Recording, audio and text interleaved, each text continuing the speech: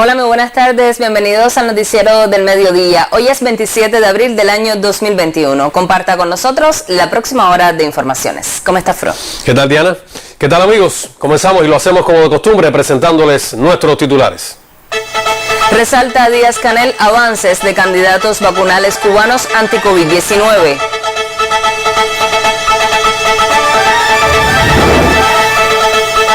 Celebran Cuba y Bolivia primera ronda de conversaciones migratorias.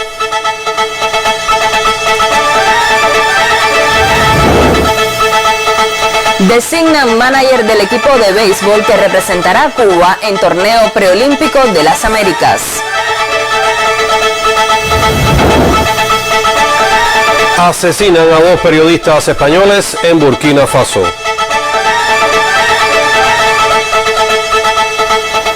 Ya comenzamos con las informaciones. El primer secretario del Comité Central del Partido y presidente de la República de Cuba, Miguel Díaz-Canel Bermúdez, resaltó los avances en los ensayos clínicos de 2 candidatos vacunales de nuestro país contra la COVID-19. En su cuenta en Twitter, el mandatario comentó que el fármaco Abdala del Centro de Ingeniería Genética y Biotecnología está cerca de concluir la fase 3 de los estudios en grupos de personas. En tanto, Mambisa, formulación nasal de igual institución, se alista para avanzar en una nueva fase. La directora de investigaciones clínicas del CIGB, Verena Mucio, expresó que esta semana debe concluir la administración de la tercera dosis a todos los voluntarios que participan en el ensayo clínico de Abdala, con alrededor de 48.000 participantes. Abdala forma parte también de los estudios de intervención en grupos de riesgo, entre ellos personal de salud y del grupo empresarial BioCuba Pharma en varias provincias del país. Cuba tiene 5 candidatos vacunales contra la COVID-19 en diferentes etapas de ensayos clínicos, los cuales marchan con buenos resultados. El doctor Francisco Durán García, director nacional de epidemiología del Ministerio de Salud Pública, informó en conferencia de prensa que al cierre de este lunes 26 de abril se reportan 1.083 nuevos casos de COVID-19. Del total de positivos, 1.032 fueron contactos de casos confirmados y 31 tienen como fuente de infección el extranjero, mientras que 20 personas no precisan su fuente de infección. Hoy hay que lamentar el fallecimiento de 7 personas a consecuencia de la enfermedad y se otorgaron 1.154 altas clínicas. En Cuba permanecen activos 38 eventos hasta el momento. Les propongo repasarlos. En el occidente del país, La Habana reporta 16 como consecuencia de su compleja situación epidemiológica. En esta región, Artemisa reporta 1 evento, Matanzas 2 y Mayabeque 3. En la zona central, Santi Espíritus mantiene 3 eventos activos, mientras que la provincia Cienfueguera y Camagüey reportan 1. Y en el oriente del país, Holguín y Santiago de Cuba reportan en estos momentos 5 eventos cada una y Granma reporta 1. Como vemos, La Habana, Santi Espíritus, Holguín y Santiago de Cuba tienen la situación más desfavorable, pero esto no significa que las demás provincias deban relajarse. Mientras exista un solo caso positivo a la COVID-19, no hay espacio para la confianza. Recuerde que hasta este minuto la mejor vacuna es nuestra responsabilidad. Inició con sintomatología. En la conferencia habitual del Ministerio de Salud Pública, el director nacional de epidemiología, Francisco Durán, anunció la apertura del Laboratorio de Biología Molecular en el municipio especial Isla de la Juventud, con el que el país contará de esas instalaciones en todo el territorio nacional para agilizar el análisis de las muestras diarias. Del total de casos, 1.052 son autóctonos y 31 importados, y el 95,3% fueron contactos de casos confirmados. La Habana continúa siendo la provincia con el mayor número de casos, con 717, seguida de Matanzas con 98. Otro indicador que mantiene una alta incidencia son los casos asintomáticos, con más del 41% de los positivos. Sobre el comportamiento por edades, el doctor Durán en su conferencia habitual informó: no reportaron casos, no se diagnosticaron casos en edades pediátricas, ni en Villa Clara, ni en Ciego de Ávila, ni en el municipio especial Isla de la Juventud, que durante todo abril no ha diagnosticado casos ninguno. Las Tunas tampoco confirma ningún caso en este grupo de edad. En el día de los casos pediátricos, 6 menores de 1 año. De las provincias La Habana 5 y Artemisa 1. Todos contactos de casos confirmados, promediando 6,6 contactos por cada lactante diagnosticado en el día de ayer. Y ya se acumulan 690 en este grupo de edad de menores de 1 año que han sido confirmados con COVID en Cuba. Ayer 4 de los diagnosticados menores de 6 meses y se mantienen graves, estable pero grave, un paciente de 2 meses y uno de 3 meses.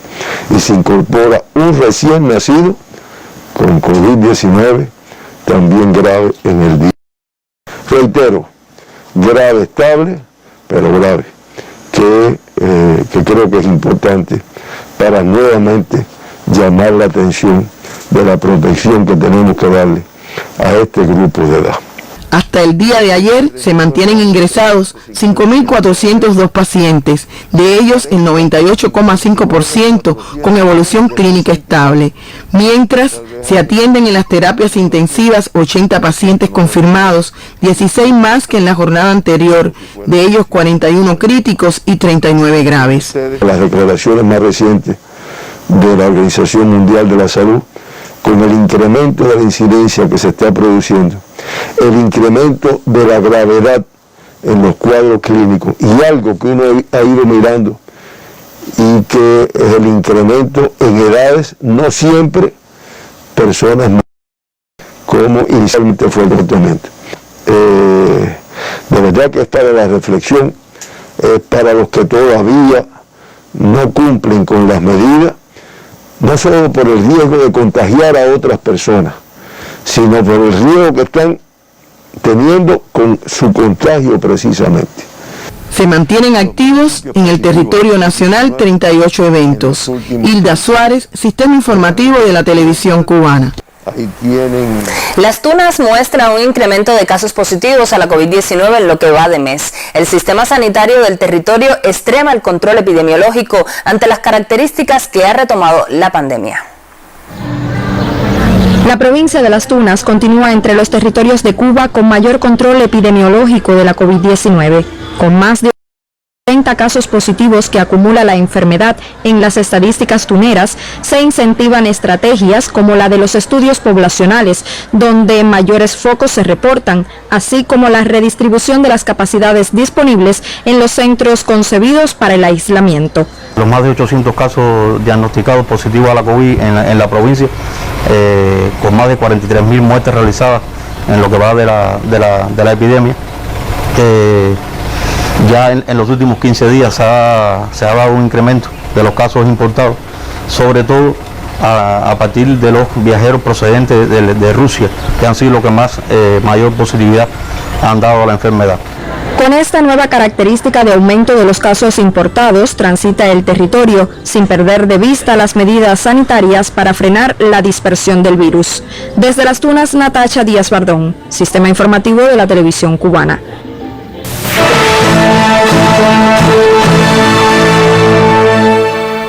Cuba y Bolivia celebraron de manera virtual la primera ronda de conversaciones migratorias. El encuentro estuvo presidido por los directores generales de Asuntos Consulares de ambas cancillerías, Ernesto Soberón Guzmán y Cecilia Erosti Revilla, respectivamente. En la reunión, que se desarrolló en un ambiente cordial, franco y de respeto mutuo, se evaluó el comportamiento del flujo migratorio entre los dos países. Ambas delegaciones ratificaron la necesidad de garantizar una migración legal, ordenada y segura, así como el combate conjunto contra la trata de personas y el tráfico ilegal de migrantes. Durante la cita, las partes reafirmaron la voluntad de fortalecer la cooperación bilateral en el ámbito migratorio.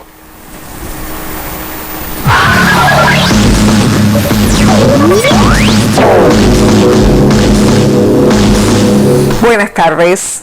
Hoy comenzamos en España con una noticia que consterna hoy a esa nación. 2 periodistas nacionales fueron asesinados en Burkina Faso tras ser secuestrados la víspera en un ataque en el este de ese país africano.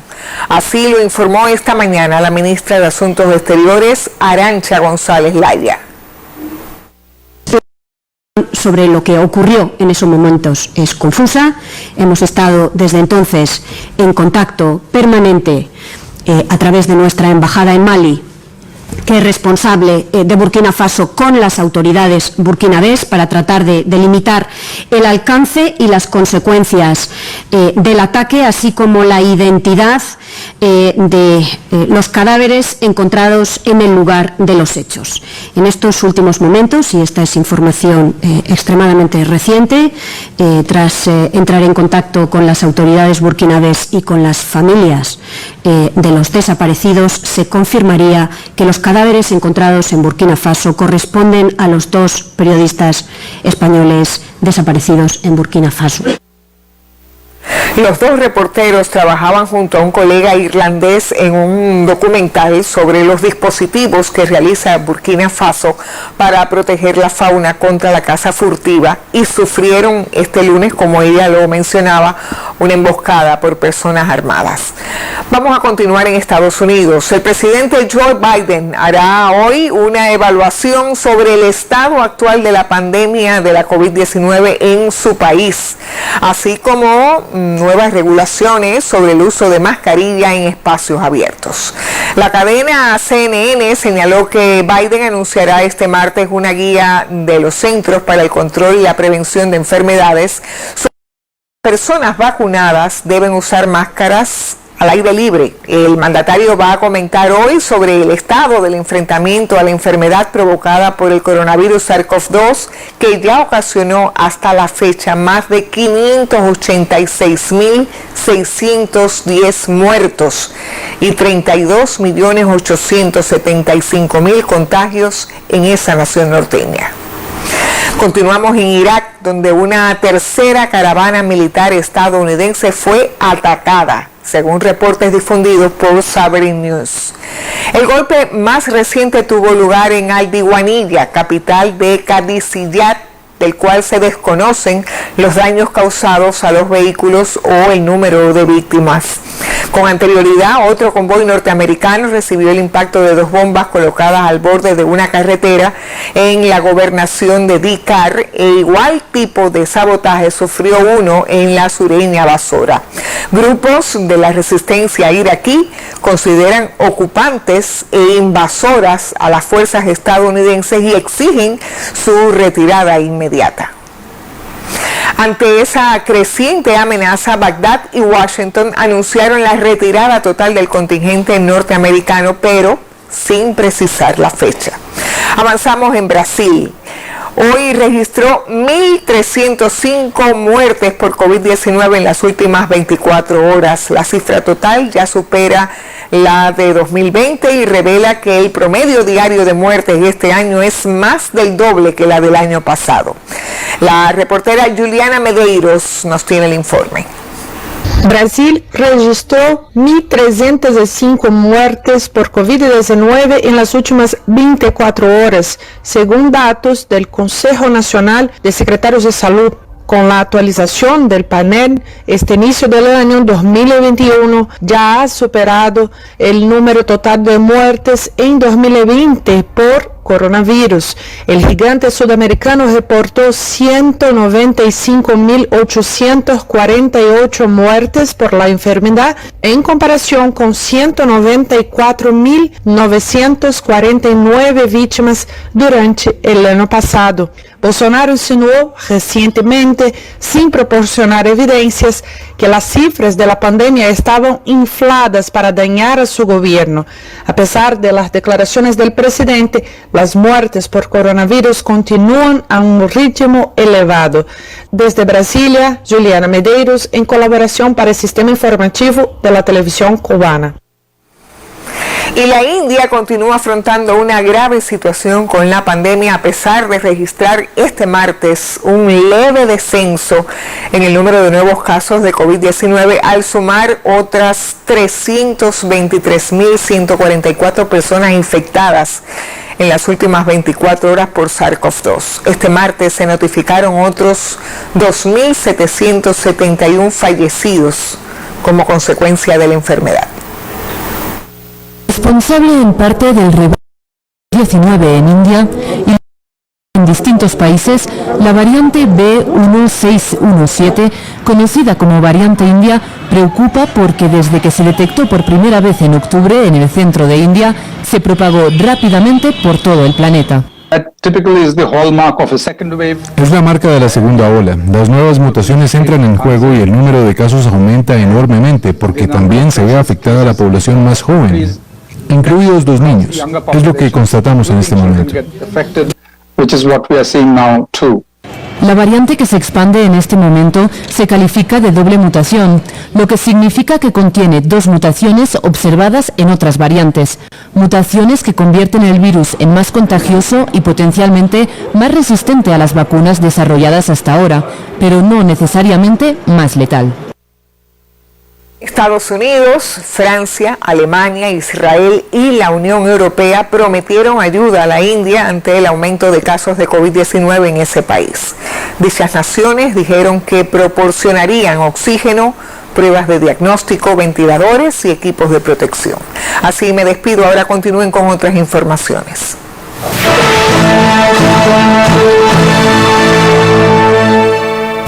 En las provincias de Granma, Pinar del Río y Santi Espíritus se desarrollan hoy los seminarios previos a la implementación de las medidas que se aprobaron con el fin de incentivar la producción agrícola. El análisis de las nuevas disposiciones es trascendente entre los directivos y productores. En el caso de Granma, estuvieron representados a través de videoconferencia todos los municipios. Granma es la provincia mayor productora de arroz en el país, con cerca del 30% del cereal que se logra. Por tanto, en este territorio tendrá gran impacto la rebaja del precio de la tarifa del agua, un líquido abundante y vital en este cultivo. Así también el incremento del precio que se paga por cada tonelada de arroz a los productores. Esas son de las 13 medidas que se implementarán en una primera etapa, entre 63 aprobadas por el Buró Político para estimular la producción agropecuaria como un asunto priorizado y de seguridad nacional. Como parte del seminario que se desarrolla en el país para la implementación de las mismas, se dieron a conocer otras disposiciones. Según explicó Manuel Santiago Sobrino, ministro del MINAL y quien encabeza la Comisión de Intercambio en la región oriental de Cuba, se trabaja en la reducción de otras tarifas como la electricidad. El titular de la industria alimentaria instó al uso eficiente del servicio, estimulando, por ejemplo, el riego en horas de la madrugada. También cuentan en esta primera etapa la disminución de los impuestos sobre los ingresos personales a los productores y la rebaja de precios de los insumos, así como la reestructuración de la política de comercialización, abriendo paso a la posibilidad de hacer ventas directas. Se enfatizó además en los productos bancarios para viabilizar los financiamientos y se insistió en la necesidad de evitar los impagos, algo que también había desestimulado en ocasiones a los productores. Se trata de potenciar así al sector que produce el mayor % de la comida de nuestro pueblo. En Granma, Catiusca León, Sistema Informativo de la Televisión Cubana. En saludo al 1 de mayo, la Central de Trabajadores de Cuba reconoció a la empresa de bebidas y refrescos de La Habana con la bandera Vanguardia Nacional. La distinción que otorga la CTC a colectivos destacados llegó en esta ocasión hasta una entidad que no se ha detenido en medio de la pandemia. Este estandarte distingue a la empresa de bebidas y refrescos de La Habana como colectivo Vanguardia Nacional gracias a los resultados económicos y sociales alcanzados en el año 2020. Resulta un premio para esos que no han dejado de trabajar en tiempos de pandemia. El objetivo, garantizar sus productos a centros de aislamiento, la exportación y el pueblo. La empresa llega en pleno epidemia con los resultados más altos en los últimos 7 años, con un incremento productivo que garantizó parte de la satisfacción de la población de La Habana, de todos los centros de aislamiento y hospitales, con un incremento en las exportaciones, sustitución de importaciones efectivas, donde ahorró más de $3 millones. El país importaba las esencias y emulsiones para todos los refrescos y en nuestra empresa se logró hacer los sabores y sustituirlos. Se diversificó la producción en más de 92 surtidos que llegaron directo a la población. Durante la ceremonia celebrada en la unidad empresarial de base Vinagre, se entregó el sello Pedro Marrero a trabajadores con 20 y 25 años de labor ininterrumpida en el sector. Así, la CTC reconoció a quienes trabajan en la empresa de bebidas y refrescos de La Habana, entidad que recibirá este 1 de mayo, Día Internacional de los Trabajadores, motivados porque con su labor contribuyen al desarrollo del país. Leonardo Ferrer Llopis, Sistema Informativo de la Televisión Cubana.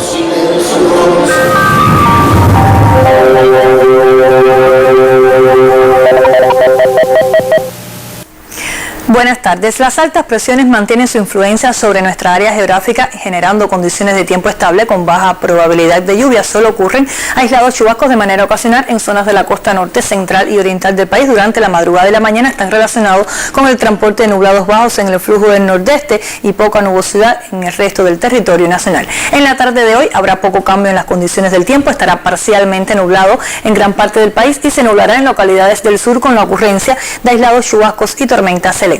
En la noche habrá poca nubosidad en gran parte del territorio nacional. El día será cálido, las temperaturas máximas con valores entre 31 y 34 grados Celsius pueden ser superiores en algunas localidades del sur oriental, y en la noche se mantienen las temperaturas con poca variación, valores entre 23 y 26 grados Celsius. Los vientos soplarán del nordeste entre 15 y 30 kilómetros por hora con rachas superiores en zonas de la costa norte. Habrá oleaje en la costa norte occidental y oriental y poco oleaje en el resto de las costas. En resumen, para hoy, poco cambio en las condiciones del tiempo, un día cálido con aislados chubascos y tormentas eléctricas en localidades del sur del país. Esto es todo en cuanto a la información meteorológica. Tengan todo feliz tarde y hasta mañana.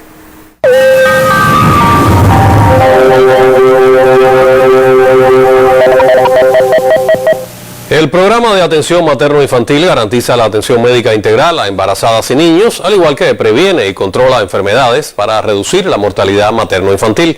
Conozcamos cómo funciona este programa en Matanzas en medio de la compleja situación epidemiológica.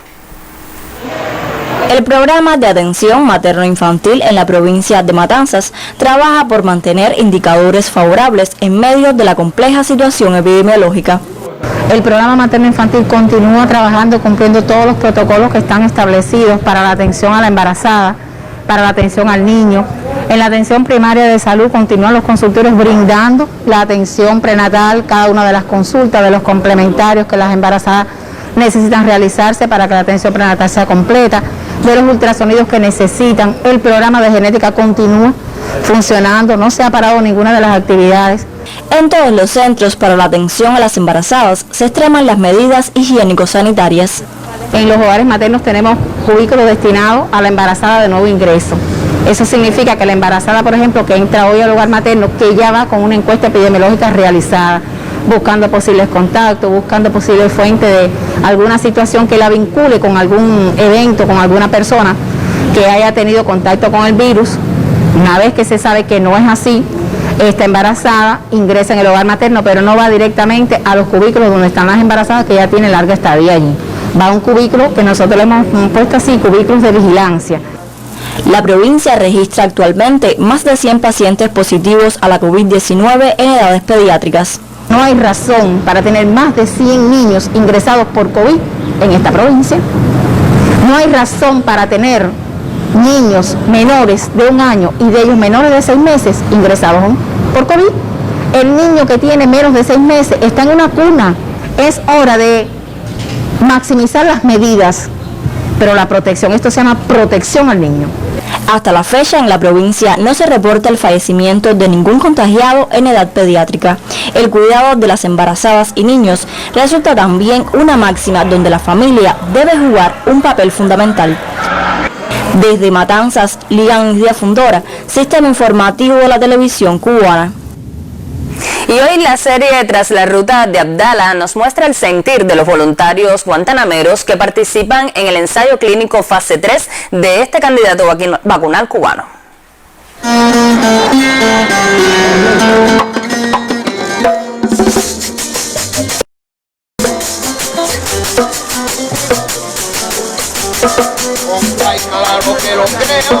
Ciudad de Entre Ríos, Guantánamo, colorida y abierta a cada visitante, sigue siendo ese lugar de vocaciones patrióticas y de veneración al changüí.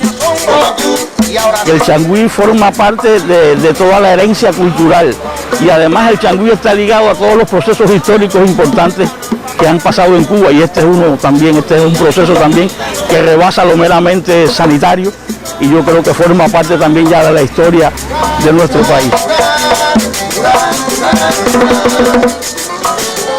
Soy el 505.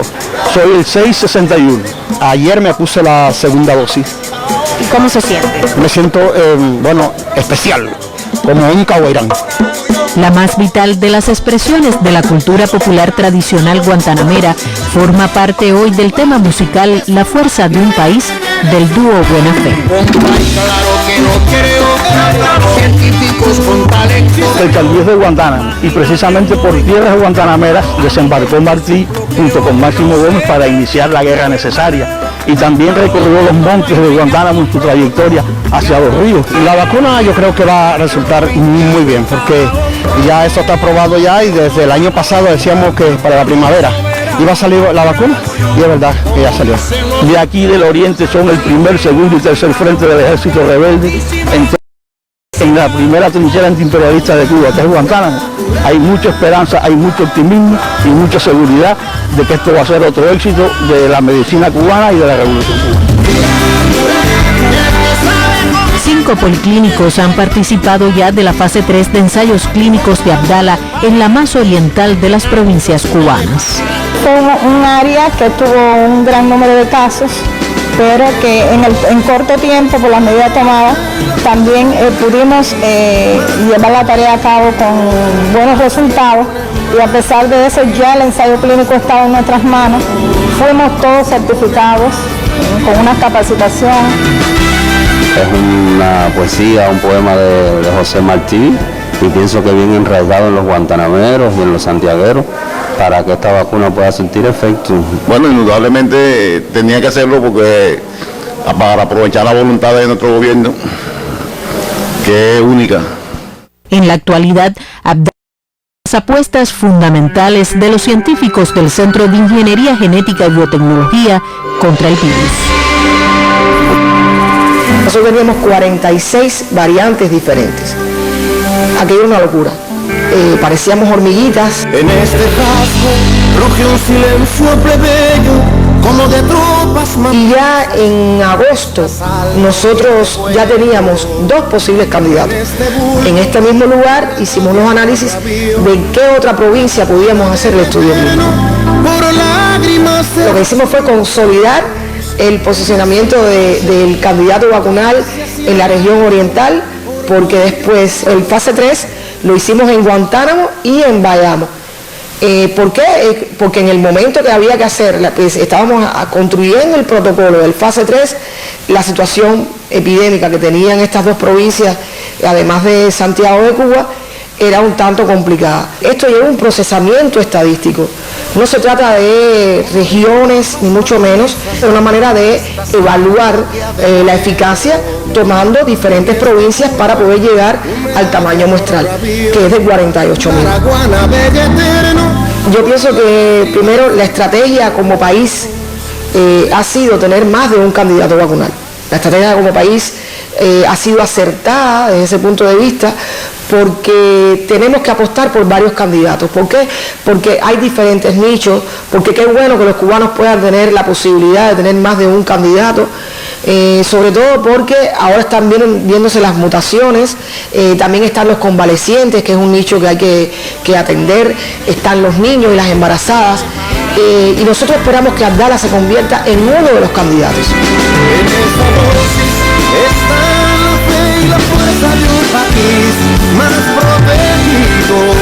Hay reportes internacionales que aquellos candidatos vacunales que tienen el dominio de unión al receptor, el RBD, como ya nuestra población cubana lo conoce, tiene alrededor entre un 70 y un 80% de posibilidades de tener anticuerpos neutralizantes contra el virus.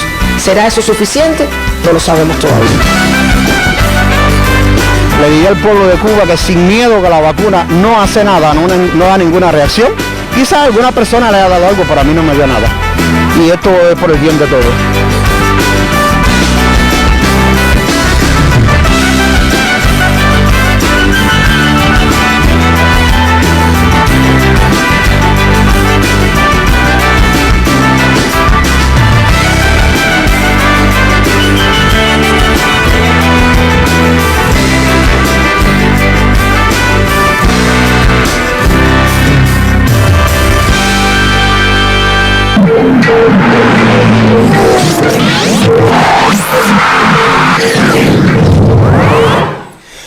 Buenas tardes, momento ahora para los deportes al mediodía. La Comisión Nacional de Béisbol anunció esta mañana que Armando Ferrer será el director del equipo Cuba que asistirá al torneo preolímpico de las Américas pactado del 31 de mayo al 5 de junio en Florida, Estados Unidos.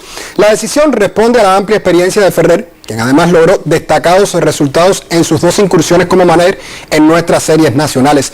Nuestro colega Guillermo Rodríguez recogió impresiones del mentor yumurino, motivado con esta nueva tarea. A mí es un gran regocijo y una gran responsabilidad dirigir un equipo Cuba. Todo el mundo sabe lo que representa para nuestro país el béisbol. Yo creo que nada, pues hay que asumirlo, hay que trabajar y sobre todas las cosas tratar de brindar un buen espectáculo. ¿Por qué apostaría Ferrer? ¿Un equipo que sea capaz de construir carrera, un equipo rápido o apelaría a jugadores de fuerza como principal opción? Yo pienso que para la construcción de carreras hacen falta las dos cosas, ¿ves? Pero sobre todo poner la velocidad en función de la ofensiva, saber tocar bien una bola, saber hacer un amado de toque y bateo, saber dar un frente de sacrificio cuando tengamos que darlo, dar un rolling para segunda con 0 out, tratar, como tú dices, la construcción de carreras es muy importante. Carrera a carrera se gana también los partidos de béisbol. ¿Con qué objetivo va preolímpico a la Florida? Bueno, con el objetivo de brindar un gran espectáculo, de dejar, como un día dijera Tavares, la piel en el terreno y brindar una buena imagen a nuestro país, que hay deseo de triunfar en el béisbol. Y el lanzador pinareño Raidel Martínez cosechó esta fecha su segundo salvamento de la temporada tras permitir un hit sin carreras y propinar 3 ponches en un episodio de relevo. El derecho aseguró el triunfo de los Dragones de Chunichi 2-1 sobre los Tigres de Hanshin y mejoró su efectividad a 3.18, además de extender a 30 su racha de entradas consecutivas con al menos un ponche. Su compañero de equipo, Adrián Vicioso, sumó 2 sencillos en 4 visitas al plato para aumentar su promedio a 279. En otros desafíos, Yurigel Gracial no pudo conectar imparables, por lo que vio detenida en 5 su racha de juegos consecutivos con hit y bajó su promedio a 350. No obstante, remolcó una carrera y se mantuvo como líder de bateo en la Liga del Pacífico. Su compatriota Alfredo Despaine se fue de 3-1 con una anotada para elevar su promedio a 213, mientras que Leonis Martín, por su parte, ligó un sencillo en 4 visitas para promediar ahora 274. Cambiamos de tema, el basquetbolista cubano Karel Guzmán volvió a superar la decena de puntos en la Liga Profesional de Rumanía. El capitalino finalizó con 12 puntos, 4 rebotes y 5 asistencias en poco en la derrota de su equipo Cluj Napoca 74-83 ante el Pitești. Karel se mostró efectivo en tiros libres tras anotar sus 5 intentos, aunque no corrió igual suerte desde la cancha. No obstante, por sexta ocasión en sus últimos 7 encuentros, Guzmán finalizó con dobles dígitos en el certamen rumano, lo que da muestras de su constancia. Esta fue la segunda derrota del Cluj Napoca en todo el campeonato, que con 22 triunfos se mantiene en la cima de la clasificación. Y el taekwondoca cubano Rafael Alba es uno de los atletas que continúa su preparación rumbo al sueño de conquistar el oro olímpico. En formato burbuja, el espigado atleta santiaguero se entrena en La Habana con sus sparring. El colega Andy José Rivera tiene el reporte.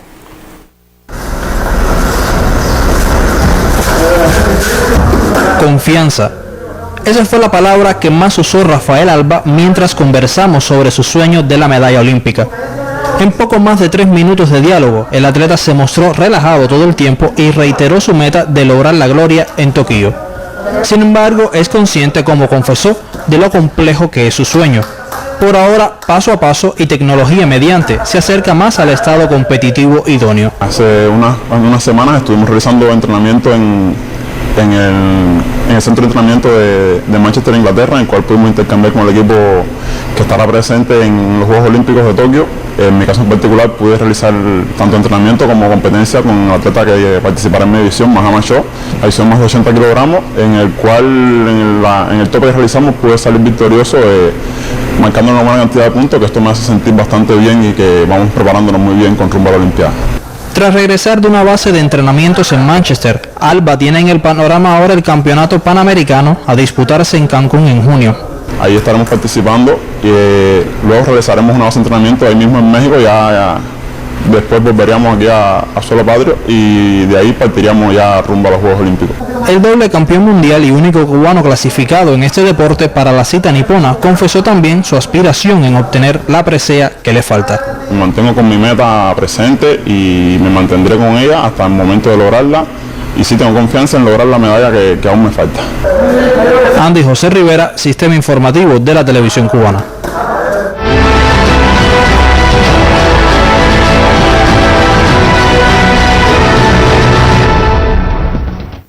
Un interesante choque entre dos equipos que han mostrado seguridad defensiva abre hoy las semifinales en la Liga de Campeones del fútbol europeo. El Real Madrid y el Chelsea se miden en su primer duelo semifinal inédito en la Champions y ambos elencos intentarán llevarse la arrancada. Como lo es Courtois para el Real Madrid, 4 partidos sin encajar, una racha de 390 minutos que el belga quiere mantener ante sus ex, fundamental por el partido que se espera. Un Chelsea en mejor momento físico y dos equipos cuyo fuerte últimamente está siendo ese, no encajar. De los 20 partidos de Tuchel en el banquillo, el Chelsea en 15 ha dejado su puerta a cero. Arriba el Madrid seguirá confiando en los goles de Benzema, 27 esta temporada, para sacar su billete a Estambul. Enfrente las piernas de Giroud, Havertz y Timo Werner, el último en marcar. Madrid y Chelsea solo se han encontrado 3 veces antes en partido oficial, nunca en Champions, y la última esta, la Supercopa de Europa del 98, que cayó del lado blue. Hoy en Valdebebas, Zidane quiere cambiarle el final al cuento. Bueno, finaliza así esta cita con la actualidad deportiva. Muy buenas tardes. Muy buenas tardes también para ti, Alejandro. Nosotros continuamos con el análisis internacional. Con un Jair Bolsonaro empecinado en negar la gravedad de la situación de la pandemia de la COVID-19 en su país, la situación sanitaria en el gigante suramericano continúa generando tensión mientras se acercan a la cifra de 400.000 fallecidos. Más de 14 millones de brasileños, Diana, se han contagiado con el SARS-CoV-2 y la mayoría sin esperanzas de una mejoría en el corto plazo, a juzgar por las declaraciones de su presidente. ¿Cuál es la situación en Brasil y cuáles son los peligros que están por venir? Con el análisis y el comentario del periodista Jorge Legañoa. Legañoa, bienvenido. Saludos amigos. Las autoridades sanitarias de Brasil informaron que en lo que va del año 2021, apenas los primeros 4 meses del año, la nación suramericana ha registrado más muertes por la COVID-19 que en todo el 2020. Solo ese dato habla de la complejidad extrema que ha alcanzado la pandemia en el gigante suramericano, que esta semana llegará a los 400.000 fallecidos a causa del coronavirus. Una realidad que el gobierno de Jair Bolsonaro hace ver como normal a fuerza de minimizar el desastre sanitario e incitar cotidianamente a transgredir las normas recomendadas para contener el contagio. Este fin de semana Bolsonaro volvió a pasearse por Brasilia sin mascarilla, en un abierto desdén por quienes piden nuevas medidas restrictivas. El mandatario amenazó incluso con convocar al ejército, al que suele llamar mi ejército, para romper los cierres decretados por algunos gobiernos estaduales. Sería una especie de golpe de Estado contra la salud pública nacional. Pero detrás del desprecio sobreactuado del presidente, quien ha dicho reiteradamente que se trata de una gripeciña, subyace el temor gubernamental a lo que puede ocurrir en la Comisión Parlamentaria de Investigaciones, que debe comenzar a funcionar esta semana, denominada por la oposición como la Comisión del Genocidio, y que pretende investigar las acciones y omisiones del gobierno federal para enfrentar la pandemia de COVID-19. Los parlamentarios quieren llegar a fondo, entre otros objetivos, con la responsabilidad por el deterioro de la salud en el estado de Amazonas y la falta de oxígeno para los pacientes hospitalizados en los primeros meses del año 2021. Entre las imputaciones al mandatario aparece la reiterada negativa por razones políticas e ideológicas a recibir vacunas originarias de China, cosa que luego no pudo evitar. El uso de medicamentos como la cloroquina, sin evidencia científica, o su negativa a medidas de confinamiento para frenar el avance de la enfermedad en todo el país. ¿Qué pudiera suceder con el trabajo de esa comisión? Pues algunos analistas hablan hasta de un futuro juicio político contra el mandatario, pero nada, fíjese, nada de lo que se haga allí devolverá la alegría a las decenas de miles de familias enlutadas por la COVID-19 y la desidia gubernamental. De acuerdo con la Organización Mundial de la Salud, Brasil es el tercer país con el mayor número de contagios por el coronavirus, detrás de Estados Unidos con 32 millones y la India con 17. Lo cierto es que Brasil, en el corazón mismo de Sudamérica, es un problema de salud no solo para los habitantes de su país, sino para las 10 naciones fronterizas, que no son pocas por cierto, y el riesgo latente de que mutaciones brasileñas del virus den pie a variantes más letales que se esparzan por la región. En medio de ese panorama incierto, se supo que la Agencia Nacional de Inspección Sanitaria de Brasil prohibió el registro de la vacuna rusa, la Sputnik, y vetó así la utilización de ese fármaco en los brasileños. No hay que ser muy entendido para percatarnos de que han hecho con la vacuna rusa lo mismo que intentaron con la china, maniobras y negativas que los desarrolladores del Sputnik atribuyeron a razones políticas. Para nadie es un secreto que hace algunos meses el gobierno de Donald Trump intentó evitar que Brasil adquiriera la vacuna rusa como parte de los esfuerzos de Washington para contrarrestar lo que llamaron como mala influencia rusa en los países de las Américas. Además de la falta de coordinación gubernamental y una vacunación a paso de tortuga, el estado actual de la pandemia se explica por el descontrolado movimiento masivo de personas a finales del año 2020 y principios del 2021, debido a las fiestas y el carnaval, y todo ante la mirada cómplice del gobierno. Brasil se enfrenta así al peor colapso de su sistema sanitario en la historia, mientras Bolsonaro afirma en actos públicos que no hay que seguir lamentándose y se pregunta ¿hasta cuándo van a estar llorando? Así mismo lo dijo. Así andan las cosas por el gigante suramericano, mientras que Jair Bolsonaro sigue pensando que la popularidad le acompaña para reelegirse en 2022. Manténgase informado, la verdad necesita de nosotros.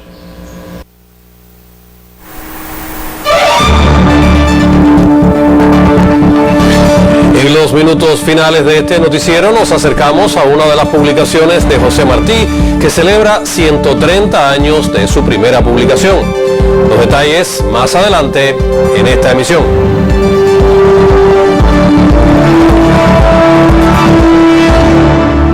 Como ya informamos, en el país se realizan los seminarios de capacitación sobre las nuevas medidas anunciadas que tienen como objetivo estimular la producción agropecuaria. En Pinar del Río se encuentra el viceprimer ministro cubano Jorge Luis Tapia Fonseca, quien llamó a transformar las prácticas que hasta el momento inciden en menos ofertas de alimentos al pueblo.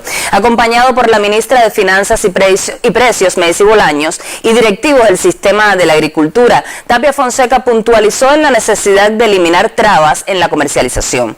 Por su parte, la ministra de Finanzas y Precios, Macy Bolaños, enfatizó en que es hora de romper los mecanismos que obstaculizan e impiden mayores resultados, entre ellos los impagos a los campesinos. Mientras tanto, el ministro de la Agricultura, Idael Pérez Brito, participa en Santi Espíritus en el encuentro con productores, representantes de cooperativas, empresarios e intendentes, donde se ratificó las adecuaciones a varios precios y tarifas y se explicaron cuestiones relacionadas con los servicios bancarios y del seguro. Durante el intercambio, los productores y empresarios tuvieron la oportunidad de hacer sugerencias para una mejor implementación de las medidas.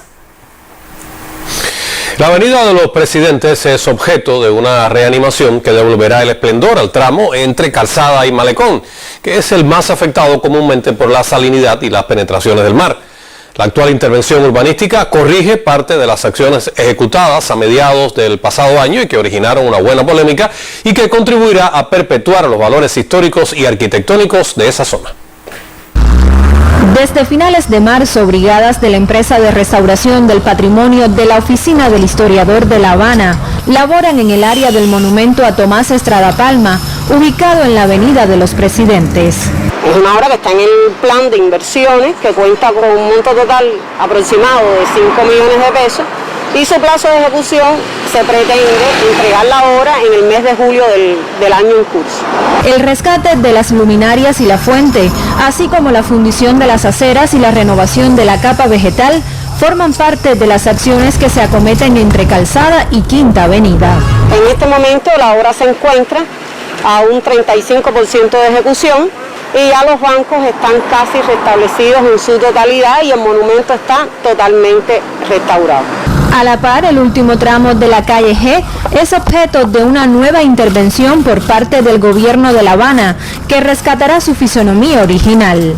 En un momento se pensó de decreto, pero al decreto no funcionar, se decidió por la parte del gobierno darle su vitalidad como tal, con hormigón, se extrajo toda la tierra vieja, se echó tierra orgánica y de jardín, y es por eso que estamos enfrascados en que este parque quede como la población se lo merece. Los especialistas aseguran que el césped y la vegetación seleccionados para ambos tramos son más resistentes al salitre y las frecuentes penetraciones del mar en esa área del Vedado. Es un césped con una producción tecnificada en la empresa de investigaciones de pasto y forraje Indio Atuey. Por supuesto, el riesgo es muy importante, hemos tenido, y tenemos que decirlo, muchas deficiencias porque no se comprende que las pipas en esta primera etapa son muy necesarias. En cuanto a vegetación arbórea, se va a continuar la línea que históricamente tenía de uva caleta a ambos lados de los viales.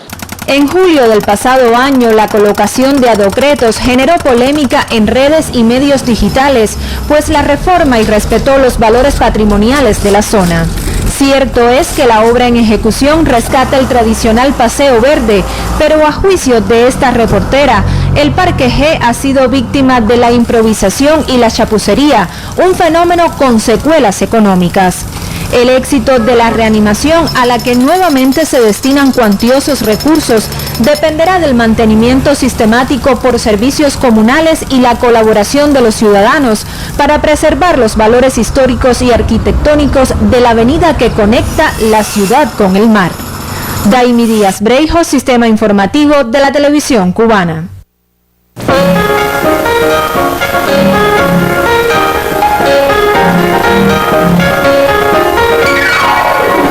Buenas tardes, hoy 27 de abril, el Instituto Cubano del Libro y los sellos Ciencias Sociales y Científico-Técnico de la editorial Nuevo Milenio celebran su aniversario 54 de fundados.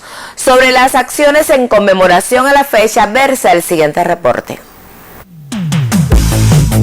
Abril es un mes de júbilo para el sector editorial cubano.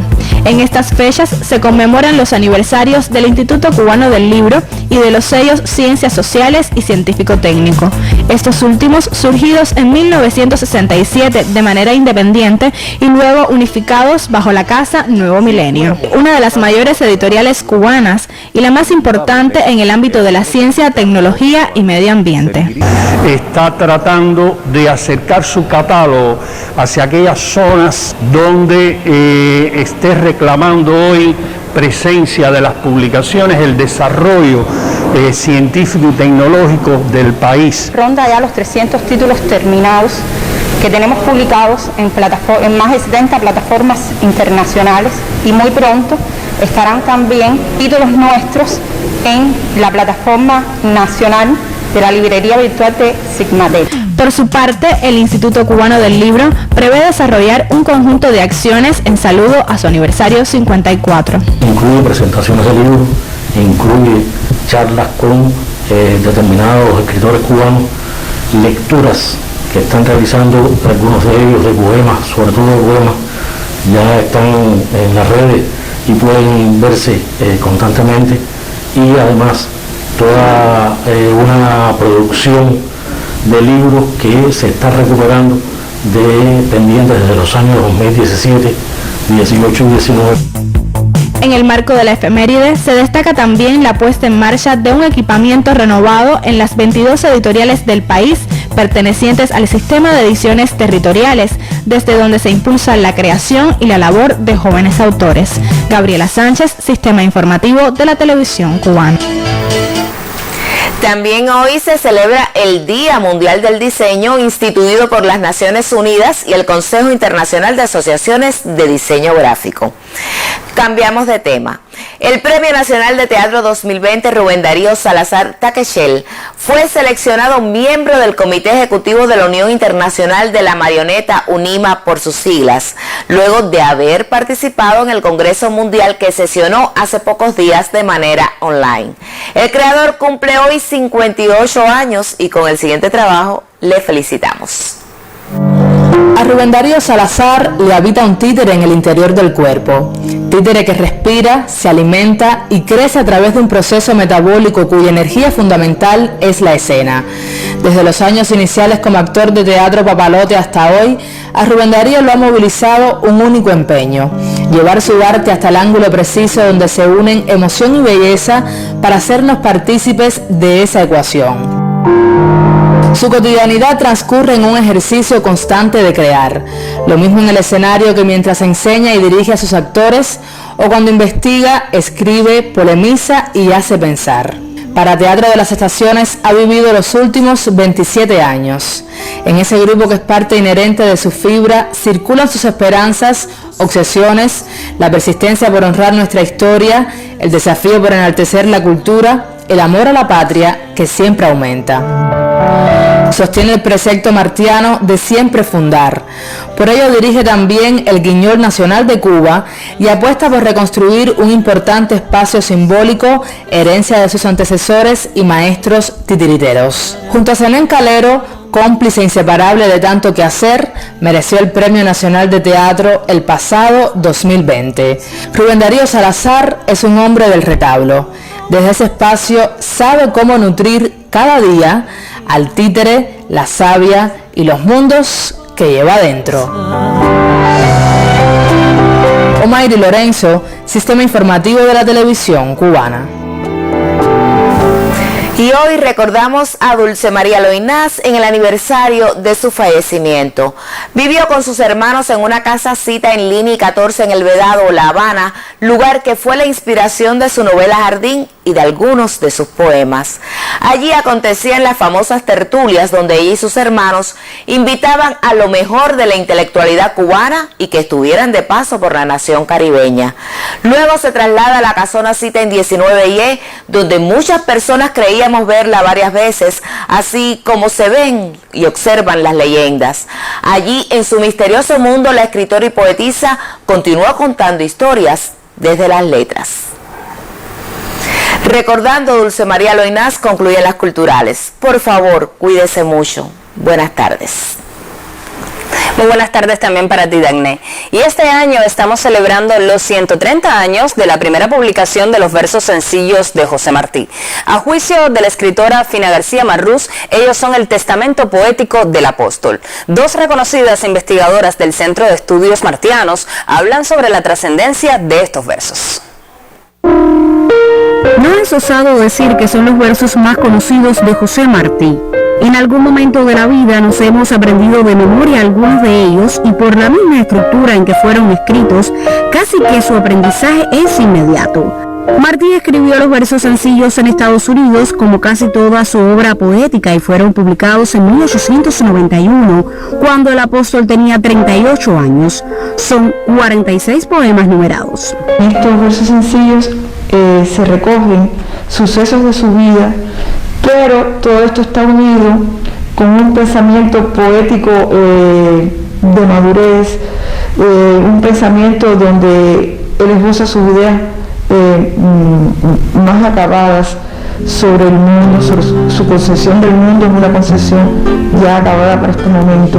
Su idea del amor como desboque en el triángulo de la armonía dentro de su obra, que está conformado por la vida de un lado, la muerte del otro y el amor en la cima. Muchos de los versos sencillos parten de una anécdota, pero no se quedan allí, sino que hablan de verdades universales. Desde que fueron publicados en Cuba, los acogieron con mucha popularidad. Ello fue aún mayor cuando se publicaron por vez primera dentro de las obras completas. El tomo de poesía fue el número 11 y salió en 1913.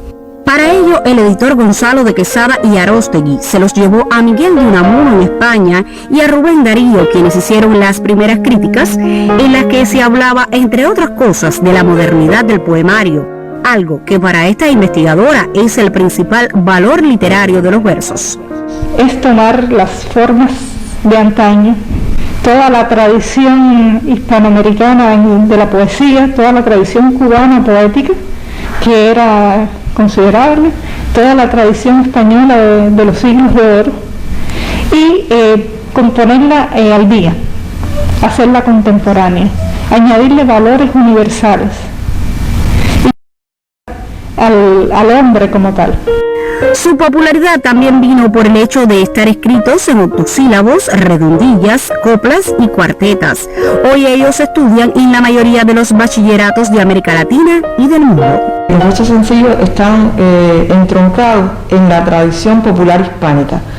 La misma estrofa que utiliza, la rima, Todo esto hace que estos versos se transmitan de generación en generación. Estos mensajes que, como te dije, tienen una lectura literal y una lectura trascendente, incluso filosófica muchas veces. Y de ahí su riqueza, su universalidad y también su juventud. Es su poemario de madurez, por ello la escritora Fine García Marrús aseguró que eran el testamento poético del apóstol. Es el testamento poético de Martí porque, a diferencia de los otros poemarios, este condensa toda su obra anterior, la expone de una manera clara, sencilla, como él mismo llama sus versos, y son versos sinceros. Yo vengo de todas partes y hacia todas partes voy. Arte soy entre las artes, en los montes, montes soy. En los montes, montes soy. Indira Román, Sistema Informativo de la Televisión Cubana. Y de esta forma concluye el noticiero del mediodía. Espere más informaciones en la emisión de la tarde de Canal Caribe y el noticiero estelar de las 8 de la noche. Recuerde cuidarse mucho, que estamos en plena pandemia. Al hacerlo estará haciendo una contribución importante a la lucha de todo el país por eliminar definitivamente el SARS-CoV-2. Nosotros nos vemos mañana. Buenas tardes. Buenas tardes.